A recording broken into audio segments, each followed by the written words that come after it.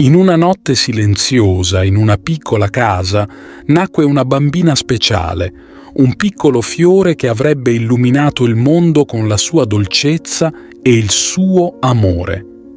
Era Maria Teresa, una creatura delicata, con un sorriso che sembrava già parlare di cielo. Crebbe circondata dall'affetto del suo papà e delle sue sorelle, poiché la mamma l'aveva lasciata troppo presto per volare tra gli angeli. Teresa sentiva fin da piccola un richiamo dentro di sé, un desiderio profondo di avvicinarsi a Dio con tutta la sua anima. Con il cuore pieno di amore e una fede grande come il cielo, a 14 anni Teresa chiese di entrare in un luogo speciale, il Carmelo, dove si sarebbe dedicata interamente a Dio, ma le risposero che era troppo giovane. Teresa non si scoraggiò, perché il suo amore era più forte di qualsiasi ostacolo. Accompagnata dal suo papà, intraprese un lungo viaggio fino a Roma e là, inginocchiata davanti a colui che guidava la Chiesa, chiese con umiltà e dolcezza il permesso di entrare nel Carmelo. «Se Dio lo vorrà, entrerai», le fu detto. Teresa tornò a casa con la speranza nel cuore, certa che quel giorno sarebbe arrivato. Poco tempo dopo, il sogno si realizzò. Le porte del Carmelo si aprirono per accogliere la giovane Teresa, che prese il nome di Suor Teresa del Bambin Gesù. In quel luogo semplice e povero, la vita non era facile. Il freddo gelava le mani e il corpo, i pasti erano modesti, ma Teresa non si lamentava mai.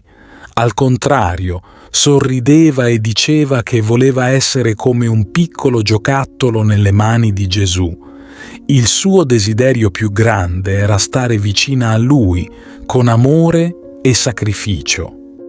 Ogni giorno Teresa offriva piccoli atti di amore, quei gesti che per molti sembravano insignificanti, ma che per lei erano come fiori preziosi che gettava ai piedi di Dio. E così, con semplicità e dolcezza, trascorse 9 anni nel Carmelo, vivendo nell'obbedienza e nella preghiera.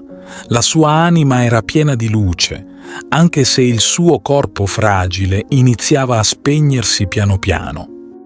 Un giorno Teresa sentì che il suo tempo su questa terra stava per finire.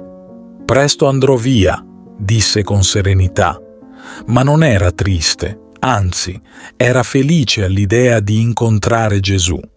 Con un sorriso che illuminava il suo volto, disse alle sue sorelle: «Dopo la mia morte farò cadere sul mondo una pioggia di rose, voglio insegnare agli uomini che l'amore si trova nelle piccole cose, nei piccoli sacrifici che possiamo offrire ogni giorno».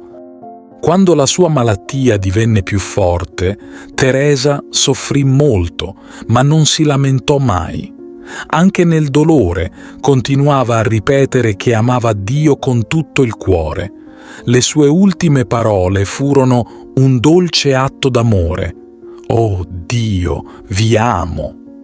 E in quel momento il suo spirito volò verso il cielo, lasciando dietro di sé una scia di luce e amore che avrebbe continuato a splendere per sempre nel cuore di chi l'aveva conosciuta. Così Teresa del Bambin Gesù, con la sua vita fatta di semplicità, sacrificio e amore, ci ha lasciato un esempio di come anche i gesti più piccoli, se fatti con amore, possono trasformarsi in fiori meravigliosi che abbelliscono il mondo. Ti invito calorosamente a iscriverti al nostro canale per darci supporto e permetterci di continuare a creare nuovi video che condividono storie ed esperienze ispiratrici.